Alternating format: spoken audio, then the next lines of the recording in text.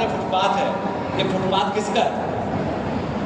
حکومت کا ہے، عام آدمی کے گزرنے کے لیے بنایا گیا ہے۔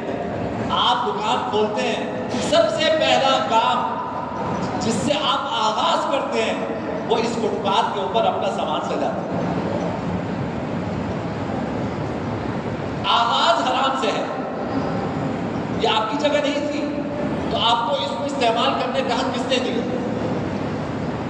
آپ اس پہ قبضہ کر کے بیٹھے ہیں۔ گورنمنٹ والے آتے ہیں ادارے، وہ آپ سے پیسے لیتے ہیں، تو ان کو کیا اجازت ہے پیسے لے کے یہ فٹ پاتھ کسی کو دینے کی؟ اس کی فکر ہی نہیں۔ فٹ پاتھ پہ قبضہ کیا ہوا ہے، آدھا روڈ قبضہ کر لیا ہے، اس کے اوپر ٹھیلے لگائے ہوئے ہیں، لوگوں کا راستہ روکا ہوا ہے، پیدل چلنے والا گاڑیوں کی جگہ چل رہا ہے، گاڑیاں وہاں ان کا ٹریفک جام ہو رہا ہے، وہ گاڑیاں نہیں گزر پا رہی۔ آپ ماشاءاللہ